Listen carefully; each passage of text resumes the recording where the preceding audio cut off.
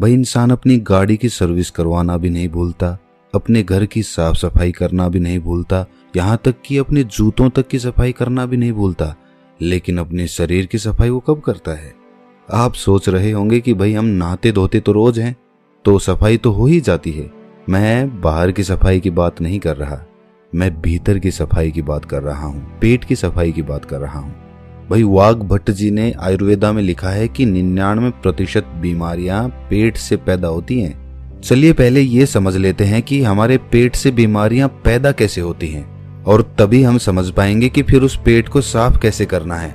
आपको ऐसे बहुत सारे लोग दिखेंगे जो अपनी बीमारियों के कारण दुखी रहते हैं, डॉक्टरों के पास घूमते रहते हैं, किसी वैद्य के पास जाते रहते हैं, और फिर उनका जीवन दवाइयों के सहारे चलने लगता है।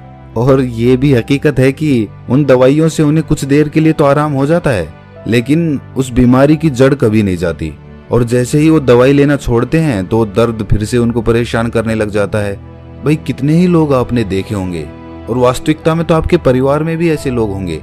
किसी के हाथ में दर्द होता है, किसी के घुटनों में दर्द होता है, किसी के पैर में दर्द होता है, और किसी के डायबिटीज है, किसी का लीवर खराब है, किसी को पथरी है।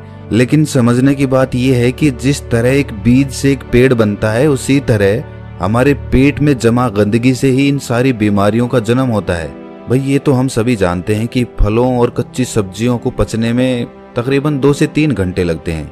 वहीं पर अगर हम अनाज की बात करें, जैसे गेहूं या फिर कोई और अनाज, तो उसको पचने में 5 से 6 घंटे लगते हैं। लेकिन अगर हम बात करें मांस या मछली या फिर नॉनवेज की, तो उसको पचने में 15 से 20 घंटे लग जाते हैं। अब जो हम खाते हैं वो किस तरह गंदगी के रूप में हमारे शरीर में जमा हो जाता है, ये बड़े ध्यान से समझना।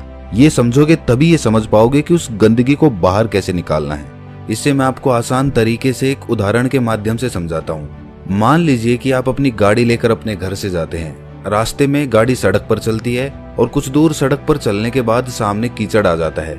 अब जब कीचड़ में से गाड़ी होकर निकलेगी तो उसके टायर पे भी कीचड़ लगेगा, उसका टायर गंदा होगा। अब वो कीचड़ कुछ दूर बाद खत्म हो गया और आप फिर से सड़क पर आ गए।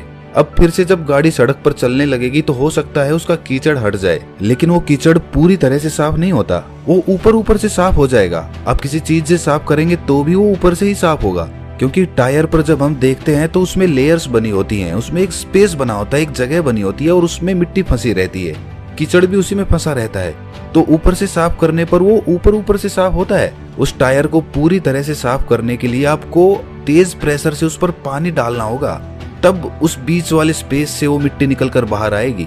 लेकिन अगर हम हाई प्रेशर से उस पर पानी नहीं मारते हैं तो वो मिट्टी सालों सालों तक उसमें फंसी रहती है और टायर यूं ही चलता रहता है।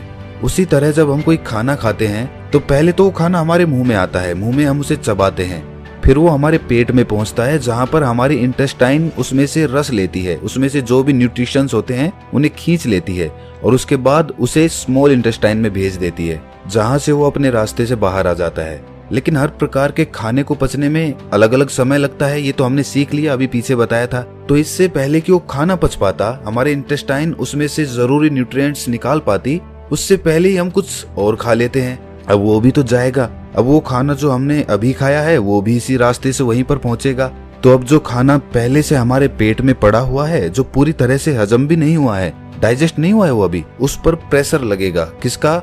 जो खाना हमने अभी खाया है उसका, क्योंकि वो भी तो उसी रास्ते से आगे जाने वाला है और आगे तो जाम लगा पड़ा है। तो ये खाना उसको धक्का मारेगा और वो पुराना खाना बिना पूरी तरह से डाइजेस्ट हुए आगे निकल जाएगा। लेकिन जब ये हाफ डाइजेस्टेड खाना बिना पूरी तरह से हजम हुए आगे बढ़ जाता है तो ये पीछे छोड़ जाता है बैक्टीरियाज के भंडार। बहुत सारे बैक्टीरियाज होते हैं जो पीछे छूट जाते हैं, और ये बैक्टीरियाज हमारे इंटेस्टाइन से, यानी कि हमारे पेट की, हमारे स्टमक की जो इनर वॉल्स होती हैं उनसे चिपक जाते हैं, चिपट जाते हैं। उसी तरह जैसे वो कीचड़ उस गाड़ी के पहिए पर लगा था, ठीक उसी प्रकार अब हमारे इंटेस्टाइन तो खाने से न्यूट्रिशंस खींचने के लिए बनी है। तो जब हमारे इंटेस्टाइन खाने से न्यूट्रिशंस खींचती है और शरीर के दूसरे अंगों में उन्हें पहुंचाती है, तो उन न्यूट्रिशंस के साथ ये बैक्टीरियाज जो पहले से ही हमारे इंटेस्टाइन से चिपके हुए थे, ये भी खून के साथ अलग अलग अंगों में पहुंच जाते हैं। जब ये बैक्टीरिया वाला खून हमारे शरीर के अलग अलग अंगों पर पहुंचता है तो अलग अलग प्रकार की बीमारी पैदा होती है। जैसे जब ये लीवर में पहुंचेगा तो वहां पर पथरी बनने के चांसेस रहेंगे। जब ये दिल के पास पहुंचेगा तो दिल का दौरा पड़ने के चांसेस रहेंगे, और जब ये मस्तिष्क में पहुंचेगा तो ये दिमाग की बीमारी पैदा कर देगा। और इसी प्रकार जहां भी ये पहुंचेगा, जोड़ों में पहुंचेगा तो जोड़ों का दर्द पैदा करेगा। तो इसीलिए समय समय पर हमें अपने पेट की सफाई करते रहना चाहिए, ताकि हमारे इंटेस्टाइन में वो बैक्टीरिया जमा ना होने पाए। चलिए मैं आपसे पूछता हूँ कि घर की सफाई करने के लिए सबसे पहला स्टेप क्या होता है? भाई कॉमन सेंस की बात है कि अगर हमें अपने कमरे की सफाई करनी है तो हमें कमरे को खाली करना होगा। अगर फर्श साफ करनी है तो फर्नीचर को बाहर निकालना पड़ेगा। उसी तरह से हमें भी अपने पेट की सफाई करने के लिए ऐसे ही शुरुआत करनी चाहिए। अगर हम अपनी पूरी बॉडी को डिटॉक्स करना चाहते हैं तो सबसे पहले तो हमें अपने पेट को साफ करना होगा, जहां से सारी बॉडी में बैक्टीरिया सप्लाई हो रहे हैं। तो इसका सबसे अच्छा, सबसे पहला और सबसे आसान तरीका है व्रत करना, फास्टिंग करना चालू करिए। फास्टिंग करने से हमारा पेट खाली होगा, और जब हमारा पेट खाली होगा तभी तो हम उसकी सफाई कर पाएंगे। अब देखिए, फास्टिंग करना कुछ लोगों को बहुत डिफिकल्ट लगता है, बहुत कठिन भी होता भी है। जो लोग फास्टिंग कर सकते हैं वो फास्टिंग करें, हफ्ते में किसी दिन कर लें या महीने में कर लें। और फास्टिंग करें तो पानी, जूस या फिर कोई फल इत्यादि ही खाएं, क्योंकि तभी तो वो फास्टिंग होगी। और जिन लोगों को ये कठिन लगता है कि भाई वो भूखे नहीं रह सकते, फलों से उनका पेट नहीं भरता है, तो ऐसे लोग हल्का खाना खा सकते हैं, जैसे खिचड़ी खा ली। जब आप इस तरह का कोई व्रत करते हैं तो जाहिर सी बात है आपका पेट तो खाली ही रहेगा। और जब आपकी बॉडी को विटामिन या फिर न्यूट्रिएंट्स चाहिए होंगे तो वो आपके इंटेस्टाइन के पास इंफॉर्मेशन भेजेंगे कि भाई आगे न्यूट्रिशंस की जरूरत है, सप्लाई चाहिए, हमें जल्दी से दो। और इंटेस्टाइन के पास तो कुछ है ही नहीं, वो देगा क्या? तो जो बैक्टीरियाज इंटेस्टाइन पे पहले से चिपके होते हैं, खून उन्हीं को लेकर उन अंगों के पास पहुंच जाता है, और इस तरीके से वो इंटेस्टाइन यानी कि हमारे पेट की वो इनर वॉल्स साफ हो जाती हैं, उन पर से बैक्टीरिया हट जाता है। लेकिन अब वो बैक्टीरियाज हमारे खून में मौजूद हैं, तो अपने खून में से वो बैक्टीरियाज निकालने के लिए आपको पसीने निकालने चाहिए। आप जितने पसीने निकालेंगे उतना ही आपका खून डिटॉक्स होता जाएगा। जो हमारी स्किन में छोटे छोटे पोर्स होते हैं ना, जहां से पसीना बाहर आता है, तो उस पसीने के साथ जो हमारे खून में जो अनवांटेड मटेरियल्स होते हैं वो भी बाहर आ जाते हैं। लेकिन एक बात सच बताना, आप में से बहुत सारे लोग ना सोचते तो होंगे कि कल से हम अच्छा रूटीन बनाएंगे, डेली एक्सरसाइज करेंगे, अच्छा खाना खाएंगे और अपने शरीर का ख्याल रखेंगे।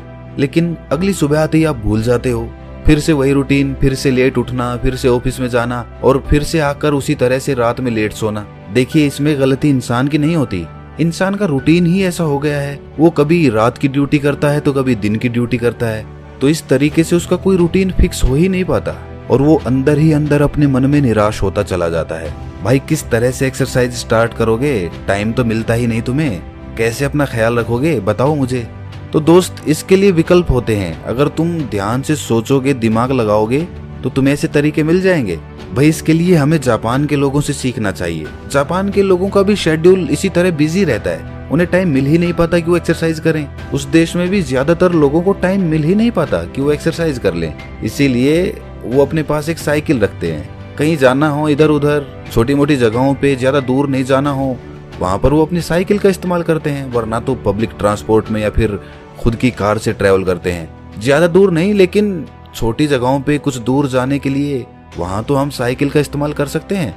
इससे हमारी थाइज में जो पेल्विक मसल्स होती है ना, उन पे बहुत अच्छा काम होता है। साथ में हमारा पसीना भी निकलता है, तो उससे हमारी बॉडी भी डिटॉक्स हो जाती है, और इसके साथ ही कोई पोल्यूशन भी नहीं होता, प्रदूषण से भी हम बचे रह जाते हैं। अगर साइकिलिंग करने में इंटरेस्टेड नहीं हो तो फिर डांस कर लो या फिर रनिंग कर लो, जिस तरीके से भी हो, बस अपने शरीर से पसीना निकालो, ताकि आपके जो पोर्स है ना स्किन के, वो एकदम क्लियर हो जाए। होता है उनको जल्दी पकाने के लिए या फिर उन पर कोई रोग ना लग जाए, इसलिए उन पर दवाइयों का छिड़काव किया जाता है। और जब हम उन फल और सब्जियों को खाते हैं तो वो पेस्टिसाइड्स हमारे अंदर, हमारी बॉडी में एंटर कर जाते हैं। तो उन पेस्टिसाइड्स की वजह से हमारे अंदर बहुत सारे बैक्टीरियाज पैदा होते हैं, जिनसे बहुत सारी बीमारियां पैदा होती है। और सबसे बड़ी बीमारी जो उससे पैदा होती है वो होती है कॉन्स्टिपेशन की। कुछ लोगों को हमेशा कॉन्स्टिपेशन रहता है, वो जब भी सुबह बाथरूम में जाते हैं तो उनका पेट अच्छे से साफ ही नहीं होता। इसकी वजह से वो पूरे दिन परेशान रहते हैं, स्ट्रेस में रहते हैं, कुछ भी अच्छा नहीं लगता, कुछ खाने का मन नहीं करता, भूख नहीं लगती।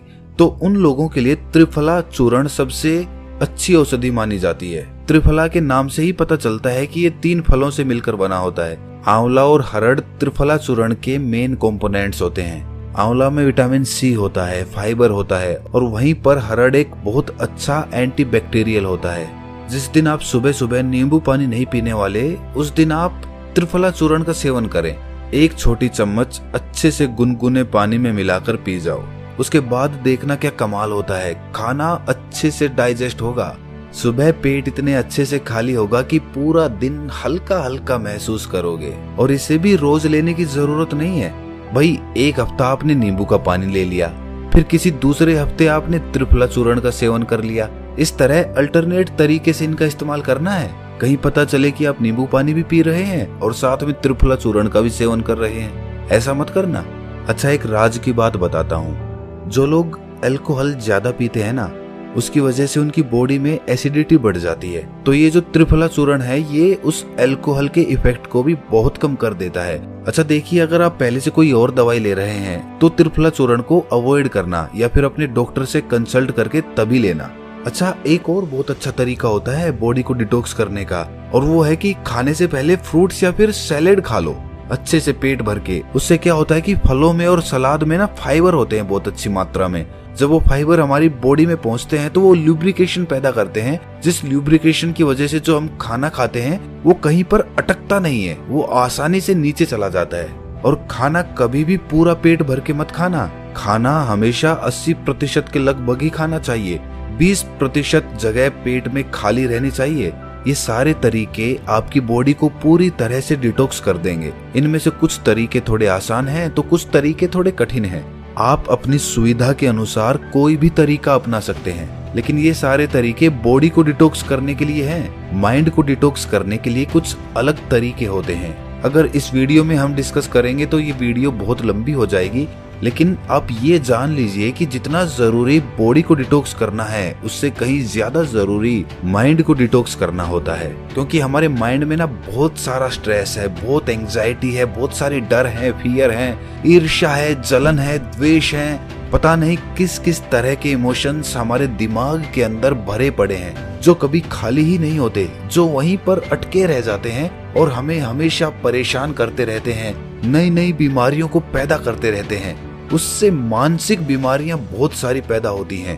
डिप्रेशन हो जाता है, हमेशा दुखी रहना, खोया खोया रहना, समाज से कटके रहना, किसी से मिलना जुलना नहीं, कॉन्फिडेंस कम हो जाना, अपने एक्सप्रेशन दूसरों के सामने एक्सप्रेस ना कर पाना, ये सारी प्रॉब्लम्स माइंड डिटॉक्स